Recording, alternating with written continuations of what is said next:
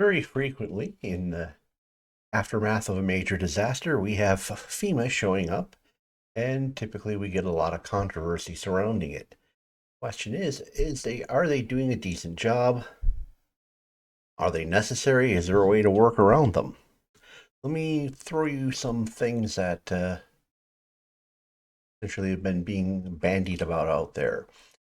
We got reports of FEMA repeatedly blocking the delivery of emergency supplies. We have FEMA turning away doctors volunteering their services at emergency medical facilities. We have the airports offering their services but turned away because their names are not in government databases. Private medical air transport companies wanting to evacuate, but FEMA officials providing no help in coordinating these services and actively blocking some of the flights. Uh,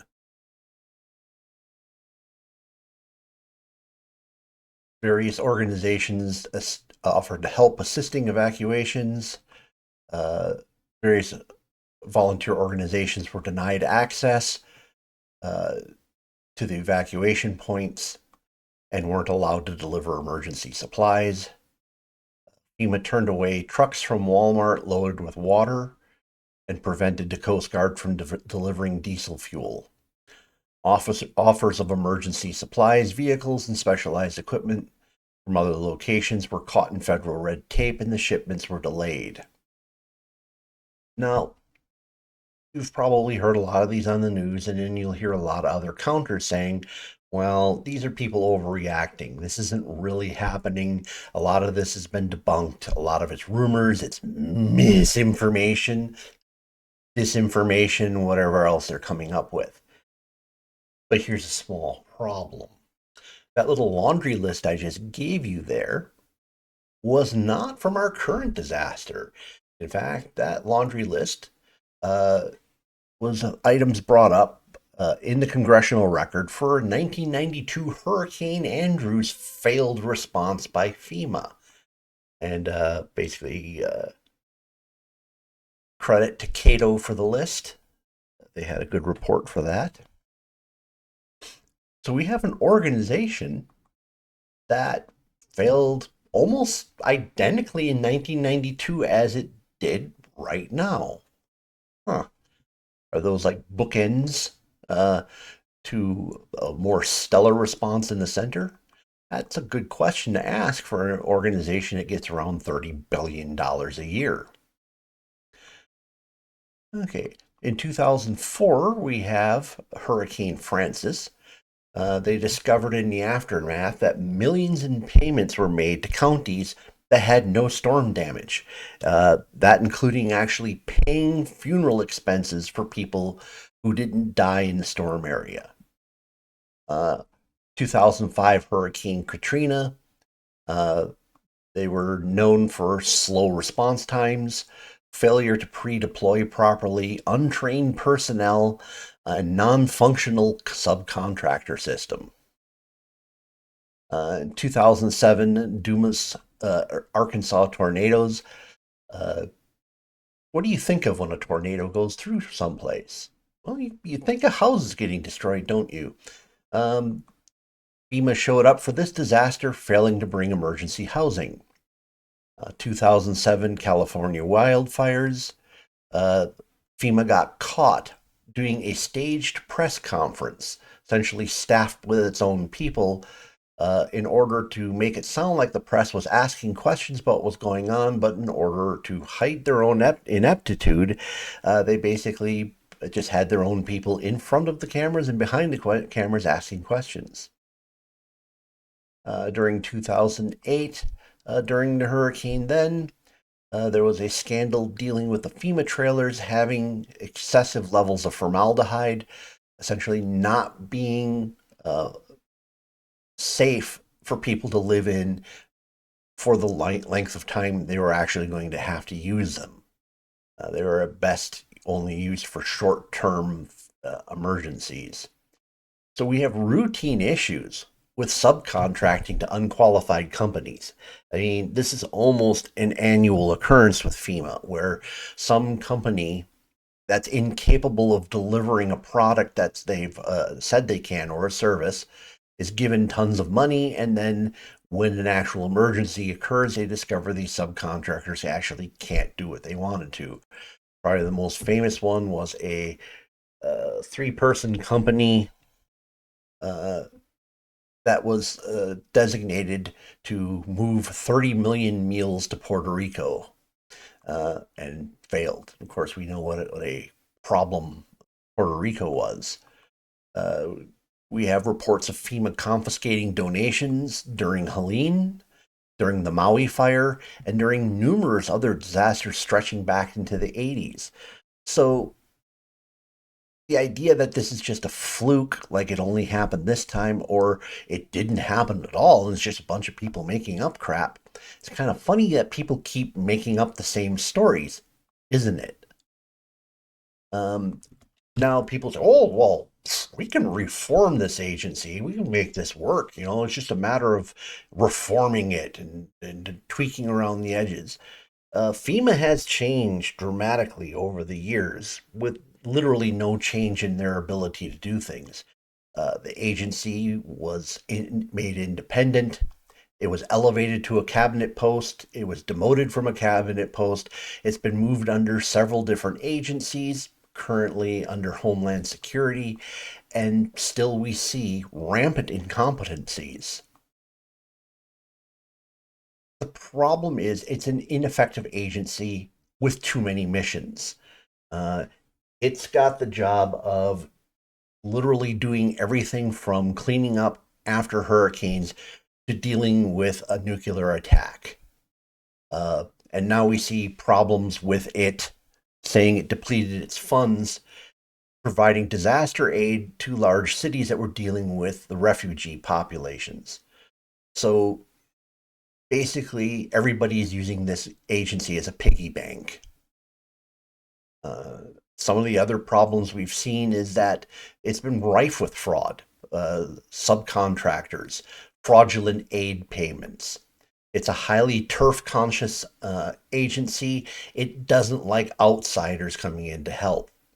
And really, if they were if they cared more about the people they were trying to help than uh, their own turf, they would figure out how to coordinate these resources and be the hero rather than be we're the only ones allowed to do this.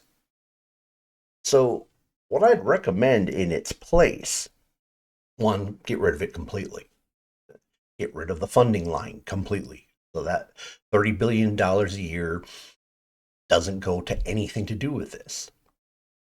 What would be better for the US to do this function? It would be some kind of interstate collective response. Instead of it being federal, some kind of organization should be created that is completely at the state level, but it's interstate. Essentially, every state has some kind of representative to this organization that basically sets up how it's going to function, how it's going to do things. The best way to pay for this is via some form of apportionment, where you say, okay, if you're based on how many people you got in the state, this is how much money you need to put out. Uh, this organization could set up distributed storage because it's they're going to be able to figure out, okay, we know where the disasters occur, we know where we need to get close, but we don't want everything all in one place so it doesn't get destroyed. uh, each state could have National Guard and State Guard trained cadres that are specifically designed to deal with the most prevalent disaster in their state. That way, if a state that, let's say, a state that doesn't typically get tornadoes gets hit by one and they don't know how to deal with it, the National Guard or State Guard from a place like Kansas or Oklahoma could go in there and say, "Hey, we know how to do this.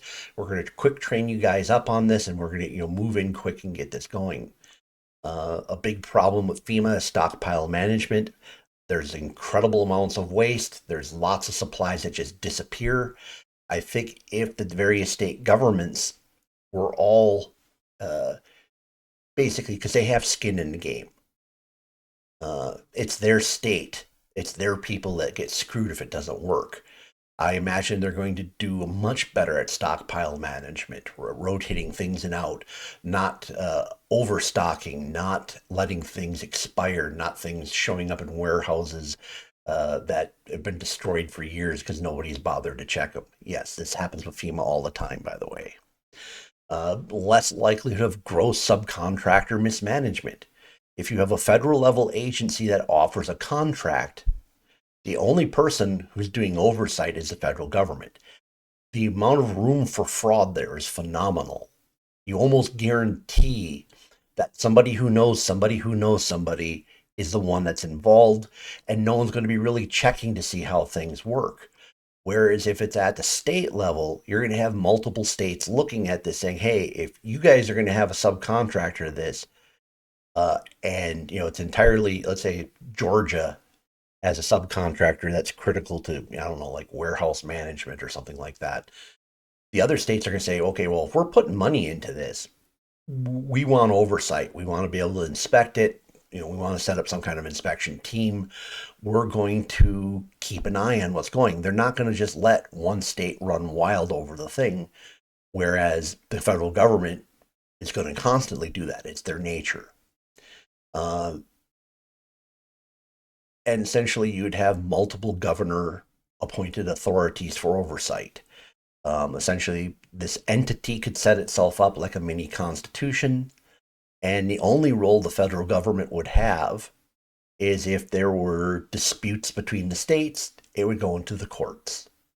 And in some cases, like if there was a grotesque emergency that was way beyond the scope of anything we've seen before, the federal government could potentially backstop with additional money or active duty troops from the Army and Marines and the Air Force. Coast Guard, of course, yes. The point being is reform is pretty much an impossibility within an organization.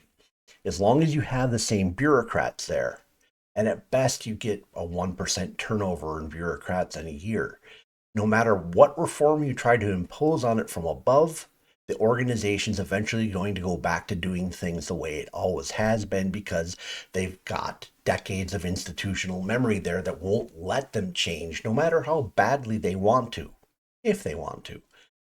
Basically, scrubbing FEMA and coming up with a new organization means a newer bureaucracy that has a different mindset on how to start.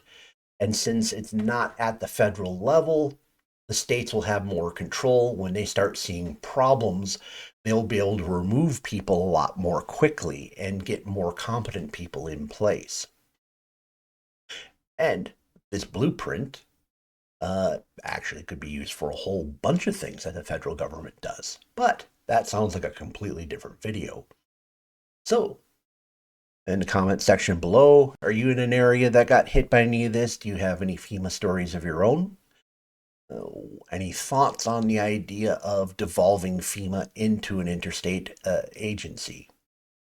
Please comment below. Let me know. Please smash the like button. If the YouTube algorithm's brought you here and you're not a regular subscriber, check out my other titles. I'm sure you'll find something you might find interesting. Consider subscribing. And if you know someone who finds this interesting, please share it with them. Thank you for spending time with me this evening. Hope to see you again in a future video.